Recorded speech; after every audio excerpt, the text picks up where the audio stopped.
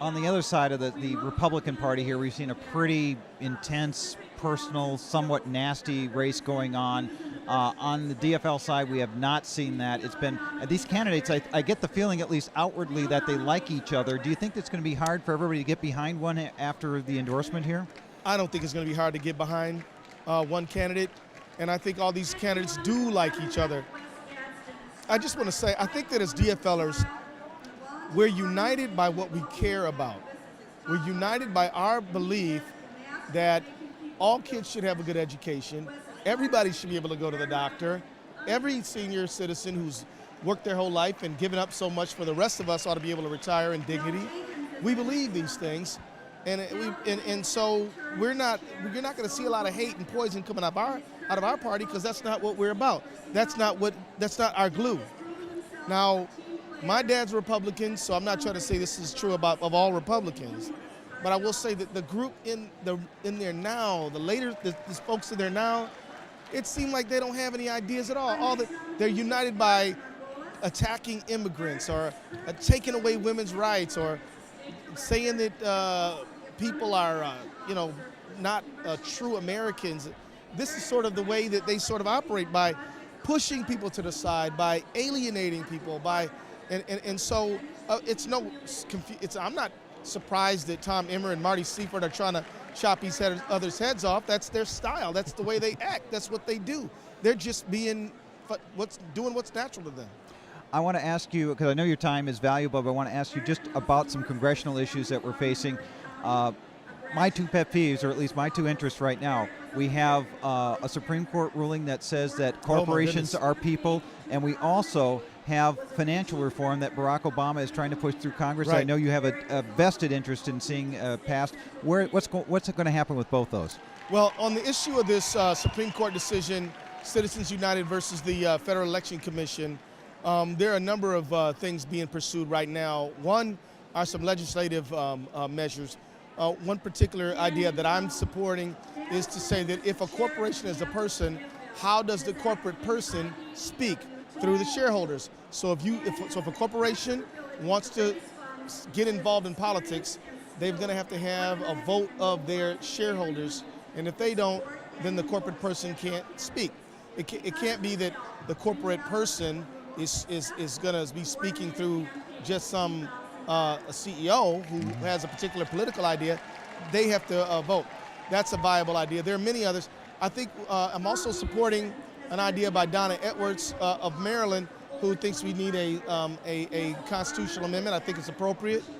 It's very simple, that a natural person it has the rights enumerated in the Constitution, and a corporate person does not, and Congress may enact legislation appropriate to regulate the corporate person.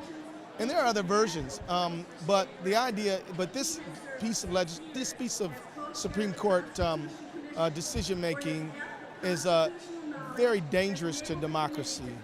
You can't have money play such a prominent role in political discourse, or you will lose your democracy. Moving on to financial reform. Speaking of money, yes. Yeah, bottom line is, just before we go on, if you take 1% of all corporate profits in America, it's twice as much as Barack Obama and John McCain spent in the last presidential election. So they could easily basically purchase American politics if we don't do something about it.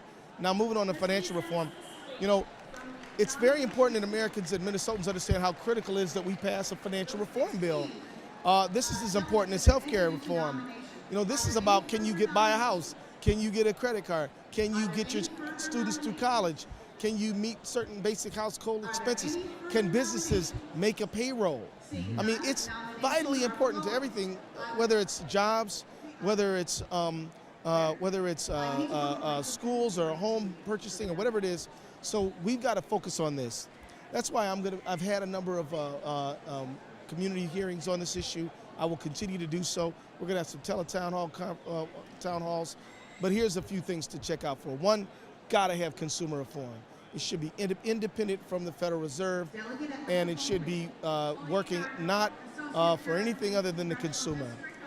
Number two, we've got to have an anti-bailout legislation, which means that these systemically important big banks put money into their own fund, and if they get in trouble and go down, the money to pay off creditors will be from that fund, not from taxpayer money. And then we need a financial services oversight committee so they can look at systemic risk throughout the economy, not just in their silos. And finally, we got to do something about these rating agencies who say a bond is good if you pay them, and they say a bond is bad if you don't. So it's like kids paying their teachers for a grade. You know, whether a bond will be a AAA rating or a B or whatever is based on, you know, it shouldn't be determined based on the person who's buying the rating. So those are some essentials. Also, we've got to regulate these things called derivatives, credit default swaps. The president's taken a strong position on this. He's right. And so I'll be working hard on this thing, and I'm into it, and I believe that it's as important as anything we're doing right now. And President Obama, just to emphasize and clarify that, has said that he will veto any legislation. I think this is the first time I've heard him use that word, veto any legislation that does not take care of regulating derivatives, and, and you support him in that. He is dead on the mark, absolutely correct. Unregulated derivatives is why AIG is now basically owned by the American people. It's how Goldman Sachs made all this enormous amount of money. Derivatives regulation is vitally important to reform, and I'm with the president on this. Well, Keith Ellison, I see that you are wanted elsewhere, so I appreciate you giving me a little time here to talk about these important issues. Well, thanks for keeping the people up on what's going on here. It's a big deal, and I appreciate it.